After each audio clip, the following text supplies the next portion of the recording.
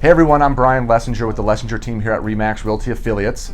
We'd like to welcome you to episode 1, which we're going to start calling Finance Fridays. And we're not going to do this every Friday, more likely every other Friday, but it's something I'm passionate about and I want to talk about, and I've tried to do it over the years, which is talking to people about money and wealth building and how they can do that over the long haul. So what we're going to talk about is what I like to call everyday millionaires, not Oprah Winfrey rich, not the people that have so much money that we don't know what to do with. We're talking about people just like me that are trying to figure out a way to set up their futures and their retirements and figure out a way to make a lot of money. With that being said, just so everyone is fully aware, I am a licensed real estate agent, so I am not a financial planner. I am not a tax accountant. If we have specific questions on those things, we can reach out to those people. We have great contacts for that. But I do have a degree in finance, and my wife and I are really good talking with all of these people and planning out our own personal finances, and we just want to try to share that information with as many of you out there as we can. So hopefully you'll keep watching. This is the first of hopefully many episodes, and here we go.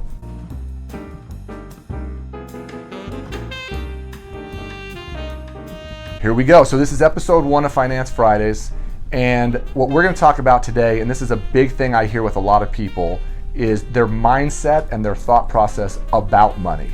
I know many people, when they start from scratch and maybe they're not making a lot of money or they're struggling early on, just like me and my wife were, that their mind tells them, or they never believe that someday they can actually be wealthy. And just so everyone knows what my definition of wealthy is that, let's say for example, your budget to live the life you want to live is $5,000, $10,000, $100,000 a month.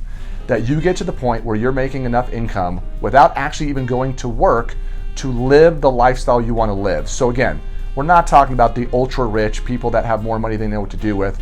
We're talking about people that are literally starting off, hopefully early on, doing a lot of this stuff in their 20s, and then over time, by the time they get to their 40s and 50s and 60s, have set themselves up for their financial retirements and are what I like to call wealthy.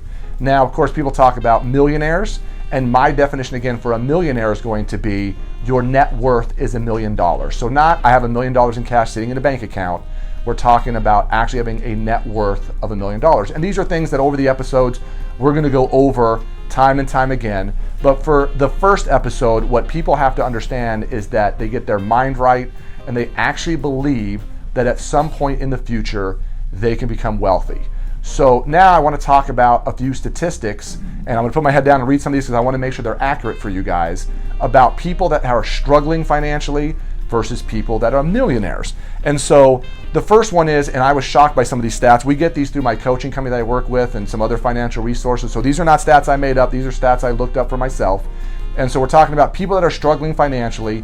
2/3 of those people, if I said to them, hey, we need $1,000 for some sort of emergency for something, could not come up with $1,000.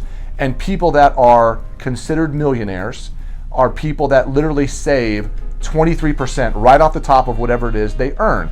And that's part of like anything else. Getting your finances in order is living within your means, not going to debt for unnecessary things and things on those lines. So another stat that I found very interesting was people that go to college. And typically people go to college over their lifetimes earn more money than people that don't.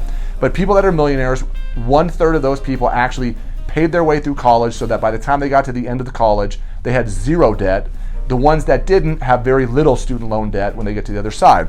Where on the other side of things, people that are struggling financially, many of them have very large financial debts for student loans, and they just take forever to pay off. And again, it's one of those things where you need to fix that stuff. Credit cards. People that are millionaires, literally 5% of them carry a balance on their credit cards. People that are struggling financially, 90% of them have a balance on their credit cards. So you can see how some of these things work.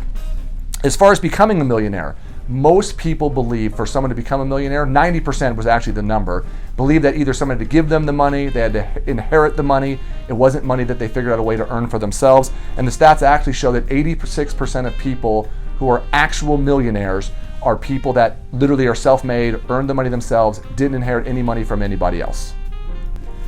Work ethic is another topic that comes up with people that become millionaires. And the average person that is struggling financially works 50 hours a week or less. Usually they're just punching it at a job. People that have actually become millionaires typically work over 58 hours. It's actually 86% actually work over 50 hours a week. And it's amazing. I know for me, over the years, there have been plenty of times I worked 70, 80, 90 hours. And not because I needed to work that much, but I really love what I do. We really like helping people achieve their dream of home ownership and helping them walk through their finances. So I know my clients would tell you that we're just trying to be more than real estate agents. We're trying to help people work on their financial situations as well. Okay, so the major points obviously in this first episode are basically you got to get your mind right.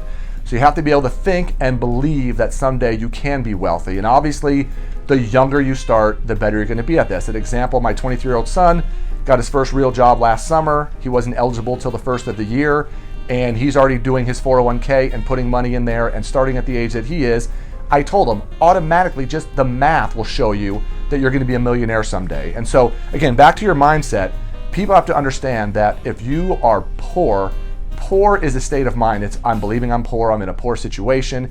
If you're broke is just your financial actually accounts and your net worth. And so you just have to kind of, again, think about I do it, I believe it, and it's like anything else. It's the theories that we're going to talk about in these episodes are easy. The execution is what's difficult. So again, it's just making as much money as you can, working as hard as you can, living within your means, paying off your debt. That big one we're going to talk about in some future episodes as well is compound interest. And compound interest is an amazing thing if it's working for you and into your benefit rather than working against you and paying it to somebody else. So there's a lot of things out there as far as that stuff goes. But a couple of interesting stats, and I like to ask people this all the time because people get into that mindset of the 1%ers and people that make a lot of money, and people think that the only way you can get rich is if 20 other people are poor. And it's just not a good mindset. I'm all about having an abundance mindset. Everybody can make a lot of money, everybody can do this, and everybody can retire in whatever wealth form that they choose. But really, I was talking to my son about this the other day, and to be in the top 10% of net worth on the planet, the actual number is it's just over $77,754. If that's your net worth, it actually puts you in the top 10% of people on the globe. And if you actually have a net worth of just over $770,000, so you're not even to $1 million yet, you are in the top 1%. And I think people think those numbers are actually a lot higher than they are.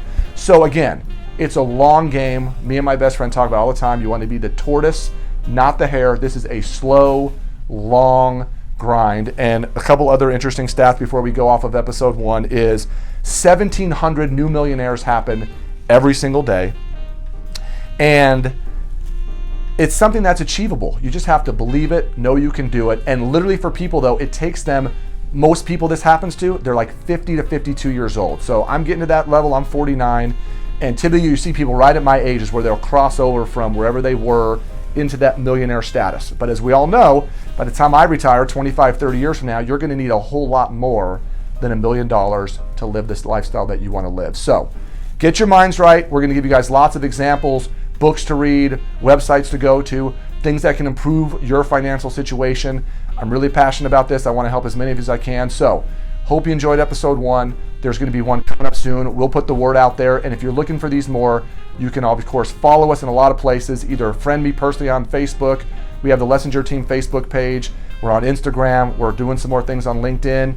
And I think we're going to post these videos on YouTube as well. So you can find us in a lot of places. Hope you enjoyed the first episode, and we'll see you next time on episode 2, coming out in a couple of weeks. Thanks so much. Bye-bye.